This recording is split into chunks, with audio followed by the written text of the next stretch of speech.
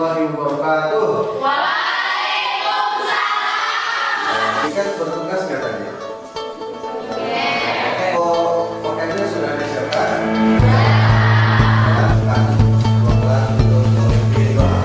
Sebelum belajar berdoa mulai. Berdoa selesai. Ucapkan salam.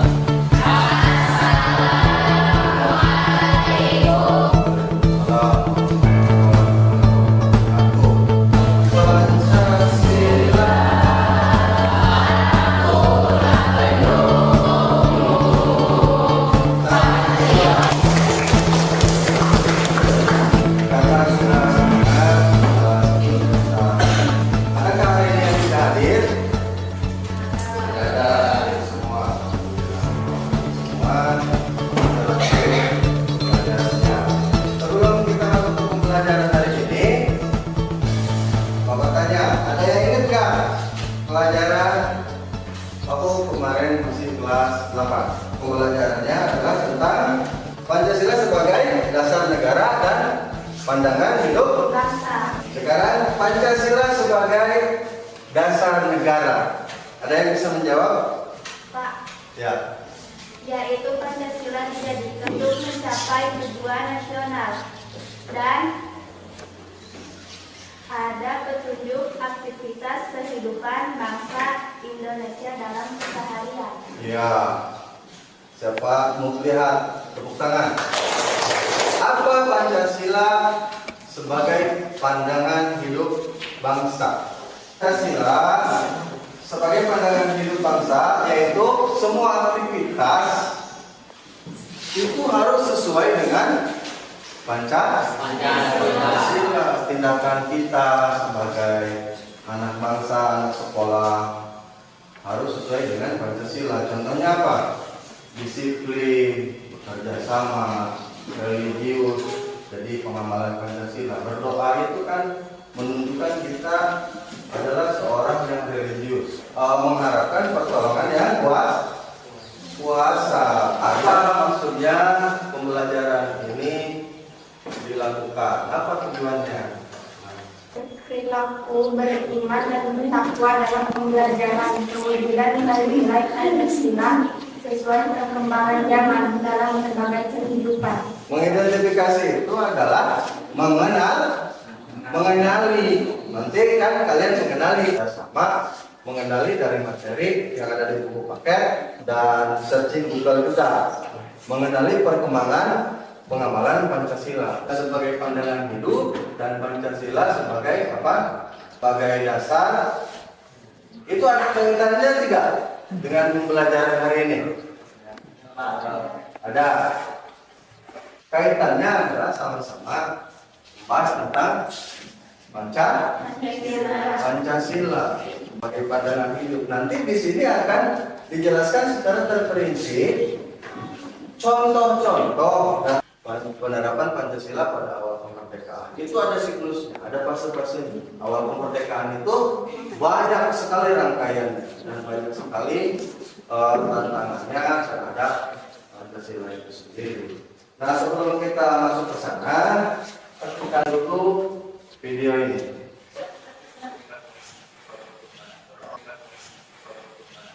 Apa pendapatmu tentang video tersebut? Ada yang bisa menjawab? Pada video terlihat ada Oknum mungkin. oknum bernama yang terbuat Buat anarkis, anarkis kekerasan terhadap polisi. Rusia. Tadi dicuktikannya, betul tidak pendapatnya? Betul. Ada seorang polisi yang dikeroyok oleh oknum pendemo. Kenapa dikatakan oknum? Nah, tidak semua pendemo itu melakukan kekerasan. Apakah perbuatan oknum pendemo tersebut sesuai dengan Pancasila? Itu pertanyaan saya. Tidak, Pak. Tidak. Perbuatan tersebut adalah melawan hukum yang berarti melawan Pancasila.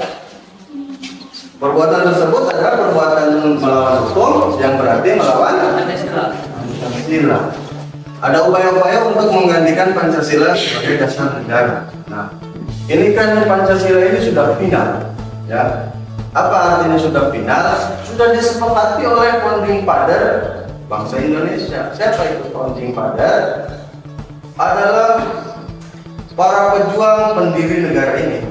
Dari penyimpangan-penyimpangan tersebut ada beberapa kejadian. Kejadiannya yang pertama, pemberontakan Partai Komunis Indonesia Madiun pada tanggal 18 September tahun 1948. Siapa nama pemimpinnya?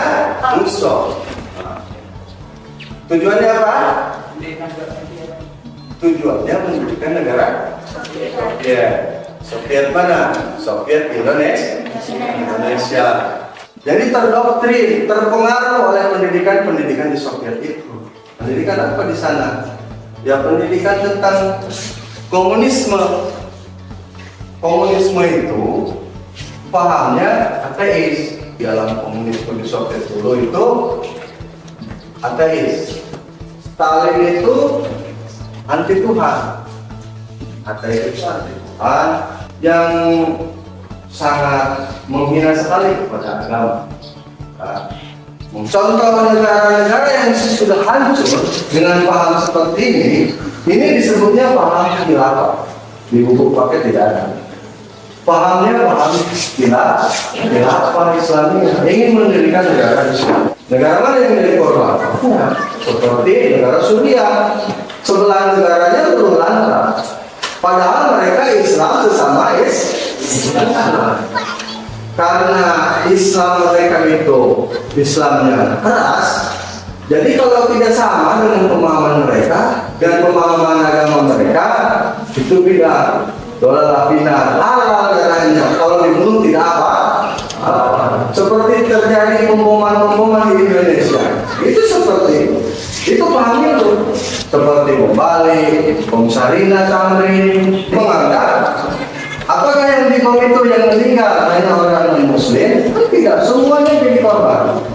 Yakin kalau mereka akan masuk surga. Organisasi Papua mereka. Berarti mereka ini apa? Sama nggak dengan ini? Dengan Robert Solokil ini? Provinsi di Papua itu menjadi sebuah organisasi Indonesia seperti yang sudah terjadi, yaitu Timur menjadi negara Timur Leste sekarang. Ini juga angkatan perang Ratu Adil banyak yang ikut menjadi anggota tentaranya. Kan setiap pergerakan itu mencari massa, mencari kekuatan supaya anggotanya makin banyak, yang jagoan-jagoannya yang nanti berperang yang makin banyak, selalu mereka ini banyak. Ini menggunakan tipu daya juga ya, merekrutnya. Nah seperti PKI nanti buruh kalau sudah berpuasa buruh akan sejahtera kan seperti itu kampanye. Kalau ini beda. Nah, Ratu Adil nanti ketika APRA ini nanti berkuasa di Indonesia, jadinya apa? Nanti keadilan itu akan sangat bisa dirasakan. Memanfaatkan cerita Jayabaya masyarakat zaman dulu itu kan percaya terhadap cerita-cerita pada masa kerajaan gitu kan. Bahkan nanti akan lahir Ratu Adil yang akan memimpin Indonesia dengan adil. Dimanfaatkan cerita itu, masyarakat percaya, banyak ikut. Dibagi kelompok menjadi berapa orang? 5 orang. Kita bikin kesepakatan dulu. Nanti pertemuan yang akan datang harus selesai. Gimana? Kerja kelompoknya pertemuan yang akan datang harus selesai dan nanti bisa dipresentasikan di depan kelas. Jadi nanti harus berbagi tugas. Jadi penilaiannya juga nanti tidak akan sama. Misalkan kelompok 4 nilainya pasti sama belum tentu karena penilaiannya berdasarkan keaktifan. Jadi dinilai dari aspek keterlibatan kamu di dalam kelompok. Buka bukunya halaman berapa? Kita satu contoh peristiwa penyimpangan terhadap nilai-nilai Pancasila sebagai dasar. Di kertas karton kamu cari gambar-gambar pemberontak itu. Misalkan nama tokoh atau kelompoknya ya. Misalkan nama tokohnya A, fotonya ada. Kemudian perbuatan-perbuatan melawan hukumnya kamu tulis di situ. Kamu di depan dan kemudian nanti teman-temannya boleh bertanya. Nah, sekarang aku mau tahu sampai mana progres pekerjaan itu, ya. Ini kan sudah selesai semua. Sudah selesai semua. Sudah. Jangan lupa dikasih nama kelompoknya. Nama apa judulnya? Ini materinya tentang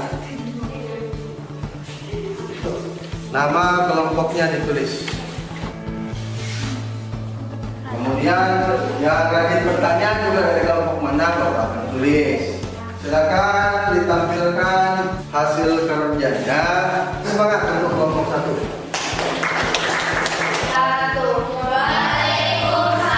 Kami dari kelompok 1 izin mempresentasikan hasil kerja kelompok kami, yaitu 2 buah foto tokoh PKI, yang satu bergambar busok dan yang kedua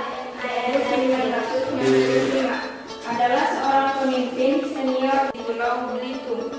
Ia akrab dipanggil Ahmad oleh orang-orang yang akrab dengannya.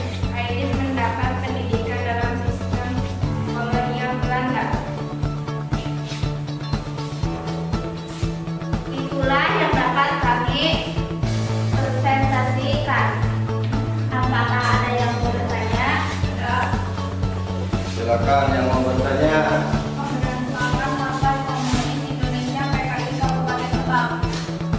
Di Kabupaten Lebak pernah menjadi target pemberontakan PKI.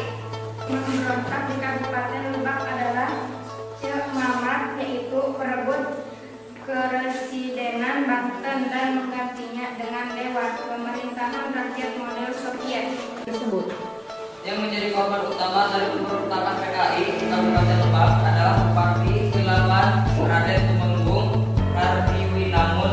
Bupati ke-8, beliau ditembak dengan sadis dan dibuang ke Kali Cimancak pada pagi hari tanggal 9 Desember 1945.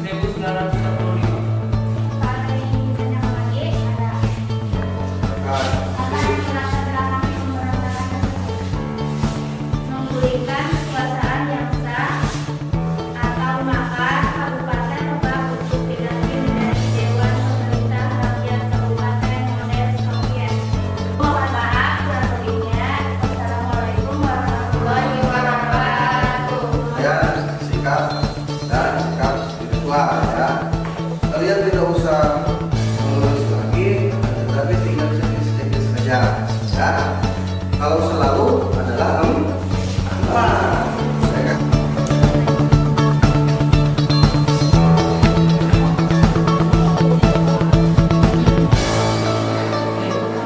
Bapak, ada kesulitan? Jadi berarti ini kalau menjawab itu saya mengucapkan salam sebelum dan sesudah kita sudah